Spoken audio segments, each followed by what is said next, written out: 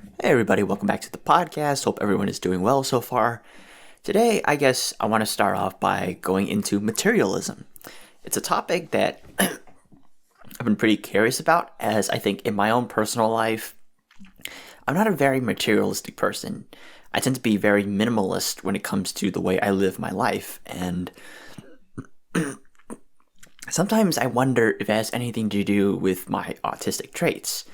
And now that I think of it, I think in some ways it does. As to start off, let's talk about, I guess, how am I a minimalist to some degree, despite the fact that I have this microphone and some gadgets, which I enjoy from time to time, but I'm not too attached to them. So, here we go. So on a personal level, I personally am someone who enjoys a lot of time alone, just away from technology, and in some cases, just if I do use technology, just doing things for myself. I may play some games on my phone. This morning I was playing Clash Royale for about 2 hours on my phone in bed, and it's kind of the first thing I do when I wake up in the morning. Although I should perhaps change my routine so that way I don't play games in the morning and just get straight up and get stuff done. In some ways, I find that kind of relaxing, the simple things. I could be going out with friends or talking to people, or even for that matter, maybe going out to eat somewhere.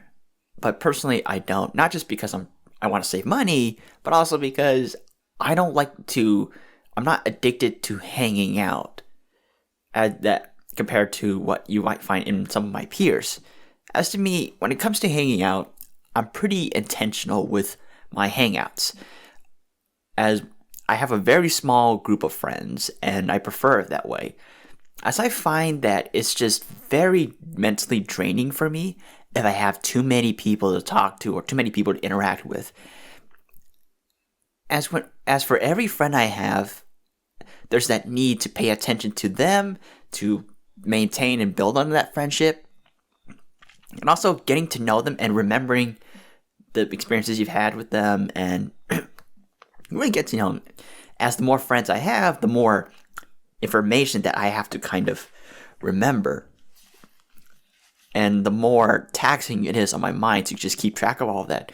So in those cases, sometimes I have a tendency to ghost people, or just be very minimal with my interactions with other people. And it's not that I hate them, it's just that I don't really have time for them, and sometimes I don't connect with people. And this is not in a disrespectful manner, it's just that realistically, the average person, I think, can only reasonably track or just really stay intimately connected with at least 4 to 5 people.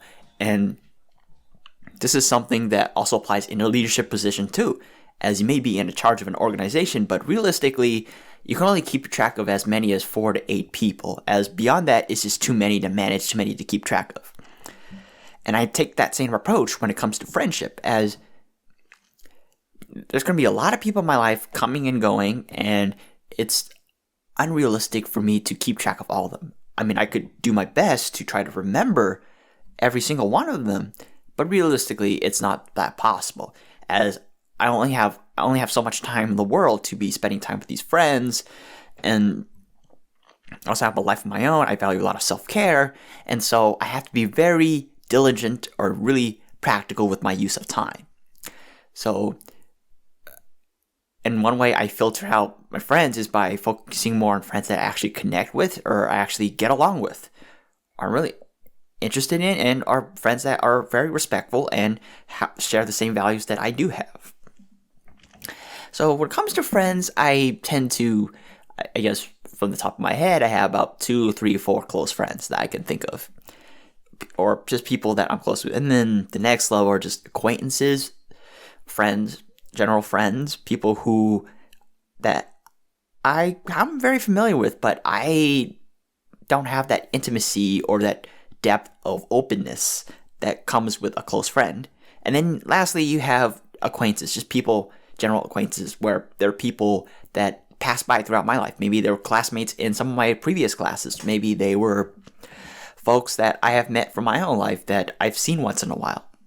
People where I'm familiar, but I'm not close to the point where we can just call ourselves friends. So there's these multiple layers of friendships there, and just thinking about all of this, I realized that when it comes to friendship, I think that it's all about the quality of the friendships more than the quantity. As one of my biggest insecurities growing up was that I didn't understand really how friendships are formed. And a lot of it has to do with bullying and a lot of trauma and the fact that I struggled to connect with my own emotions and thus understanding emotions of other people, understanding social cues and paying attention to how a person's feeling. These everyday challenges that make it difficult for me to connect with people. And I think in that struggle, I was pretty insecure to the point where I thought that in order to be personally fulfilled, I need to have a lot of friends. I need to do cool stuff to attract attention and really get people to like me. But then as I come to understand over time, that is not very a realistic way to make friends, or a very meaningful way to make friends.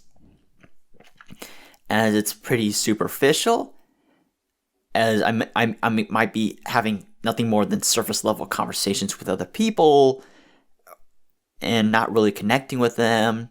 I might also be draining and burning myself out all for the sake of clout and getting approval from other people, all of which is a very draining experience for me. And it took me a while until I realized that perhaps I don't need all of these friends. Perhaps I should be picky about who I let into my life. As while I do enjoy a lot of alone time, for me personally, I believe there's value in community. There's value in having a support system and having people that you want to be around, friends for that matter. As I think with friends, you get a sense of emotional support, as sometimes you can't do everything yourself, and sometimes there are times where you need to let yourself down and just be willing to open your heart to the goodness or the generosity of other people. And then there's also just having someone to connect to do things with, and to simply, for that fact, confide in, learn from. So there's value in that. I just think that it's realistic to just have a few good friends more than anything. I mean, you could still be friendly and civil with other people. That could still happen. I mean, this is not a binary dichotomy. I mean, you could still be close-knit and decent at the same time. It's not binary. I mean, that could happen. It's just that we have to be careful about who we pick as friends, from what I understand. As some people may not be good for you. Sometimes people change, and thus that means that you're naturally going to drift apart from other people. And all these things can happen, and that's okay. That's kind of part of life.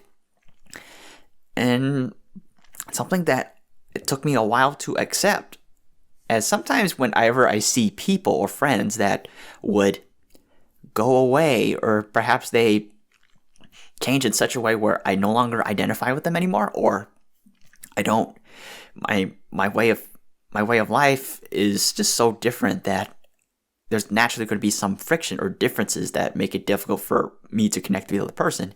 And that is fine, actually, as while I can do my best to accommodate and be flexible with other people, I have to recognize that I also have my own needs too.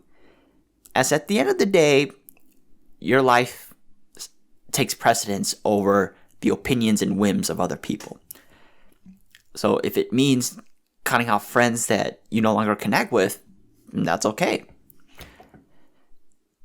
As we're all growing individuals who are never static in time, as people can change, people can go through different set of experiences that might influence their thinking. People might perhaps have new developments in their life. They may get married, have kids, or they move somewhere to a different state to get a new job, or all these different developments that are out of our control and has very little to do with any sense of animosity that might happen between the two of you, and more to do with the fact that you're growing, and that sometimes at the end of the day, you have to pursue your own self-interest above everything else sometimes. Doing what's best for you more than anything. And I think in those cases, once in a while, it's important to accept that sometimes those changes are a good thing. As at the end of the day, I think a true friend in that situation would be proud of that other person for making those changes. As when it comes to friendship, it's not just about the hanging out or the goodness of being each other's company and learning from each other or having these experiences together and having someone to confide in.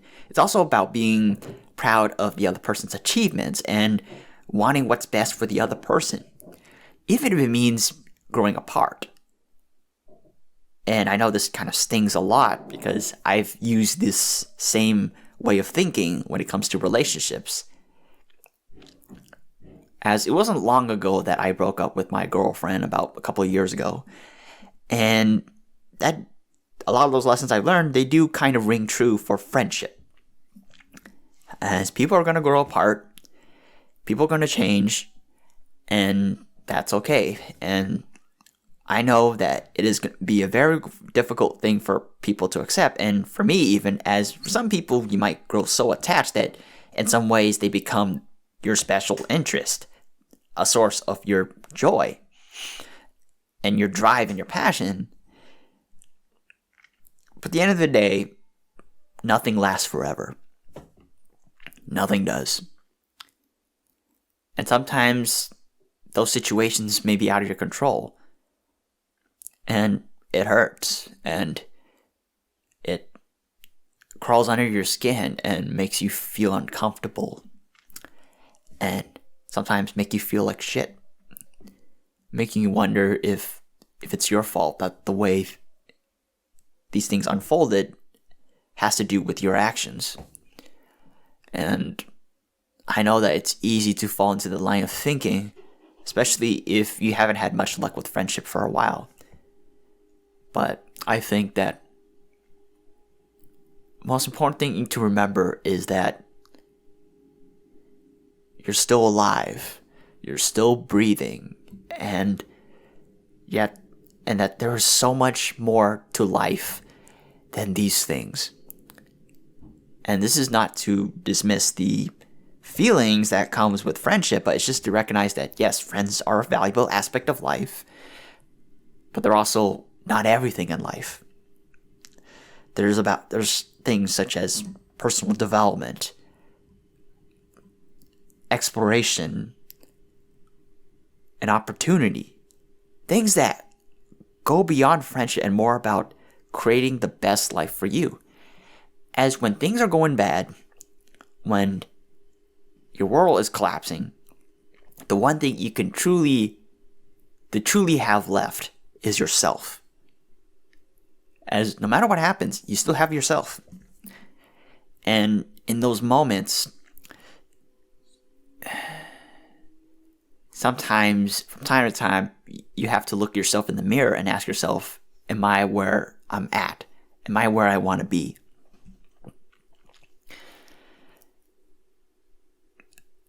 As 10% of life is about what happens to you, and then the other 90% is about what do you do about it. And I know that overcoming adversity takes time, and it is draining and difficult to do, but it doesn't have to be. As sometimes in those cases, all you have to do is to work little by little. Just find something to work on. Like, find something to do.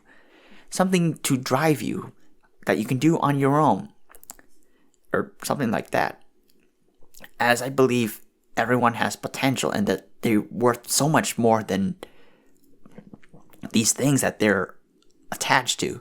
That there's more to life than just heartbreak and misery and all of that. So dedicating yourself to something on your own time that motivates you personally, I think, is a way to overcome that. As, for example, when I broke up with my girlfriend a couple years ago, I remembered the pain and the disappointment that I've had, as the first thing that came to my mind was, at first, initially, there's happiness for the memories that we've had together, but there was also depression, as I remembered feeling that I wasn't myself, that I wasn't the best version of myself as I was, as I thought that my best version of myself was there when I was with my girlfriend. As I noticed that when I was around my girlfriend, I was a lot more animated, I was a lot more excited for life, I was willing to take more risk, I was willing to do more, and I felt the happiest that I've ever been. And I thought that breakup took it all away from me. And I used to believe that for a couple of months, to the point where I had a hard time hanging out with friends because I thought that I'm not the same person as I was years ago. I thought that all that happiness is now gone, which means that there's nothing worth doing in my life. And that shit stuck with me for a couple of months until, I brought this up with my psychologist, and she told me a couple of words that really stood out to me, and that was, what if that best version of you is still in you, and that you just need more opportunities to bring that out? As sometimes some of those opportunities aren't just given to you. Sometimes we create them.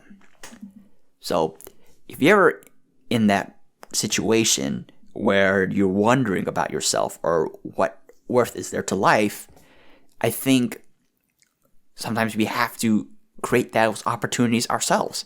So if there's something that motivates you personally, or there's some other goal that benefits you personally, that has nothing to do with other people, that's something that you can do on your own. Maybe there's a book that you've always been meaning to write for years, but you never got a chance to finish, or maybe there's some art project that you wanted to do, or maybe some music, or something that you like to do on the side for yourself, for your own personal enjoyment.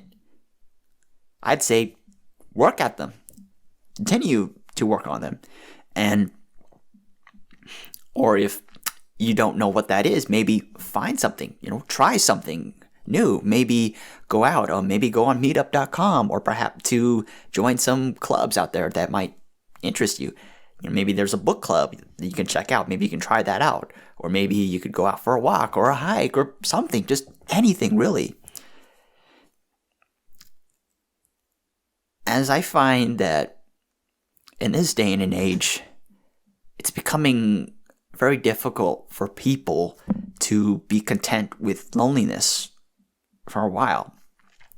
As while it's good to have a lot of friends, I think the most dangerous thing that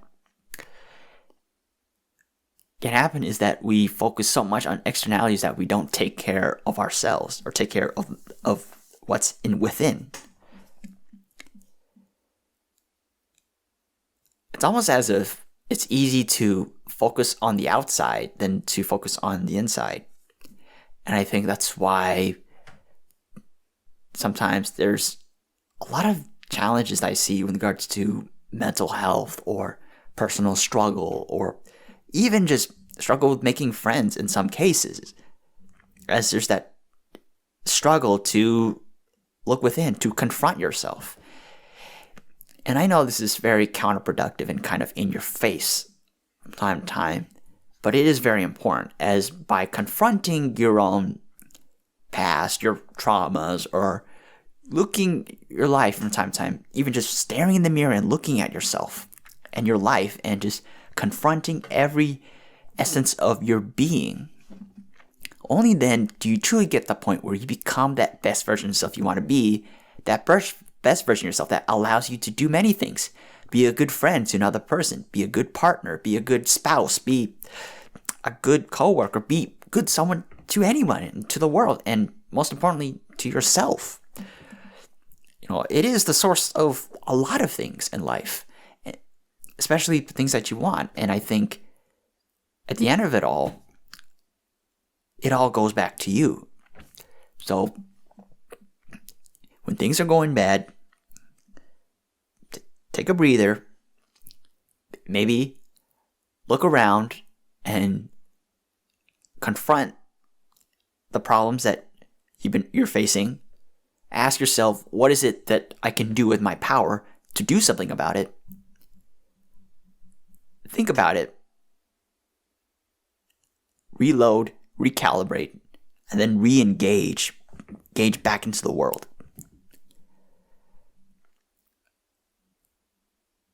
As someone once told me, in a podcast, or someone else said in a podcast, if you can say the word good, that means you're still alive. You're still breathing. And that you have the energy to do something about it.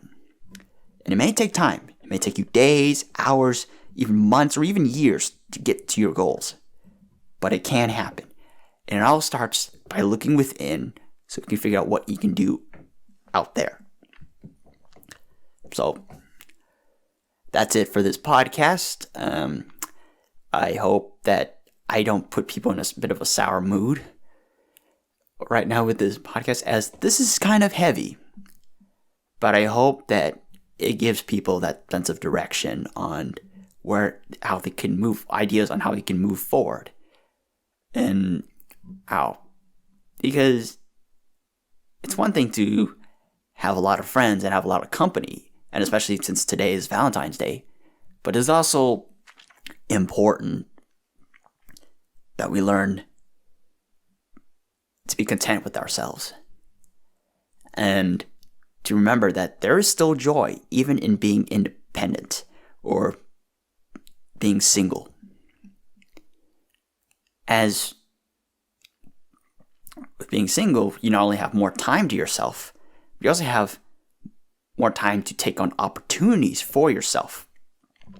Working on the things that really bring you joy, and to find that. As I think there's more to life than relationships, heartbreak, and just the things that stress us out. And I like to believe that those things are worth fighting for and looking for and working towards. So that's it for today. Thank you all for listening to this podcast. Happy Valentine's Day. And I hope you all stay tuned for the next podcast. So take care. Hey, thank you all for listening to this podcast. If you guys like this channel, check out and subscribe to this podcast on YouTube, Spotify, Anchor, wherever you all get your podcasts. For social media, you can follow me at the Autism Experience on Instagram and TikTok. Thank you all for listening. Stay tuned for more from the Autism Experience.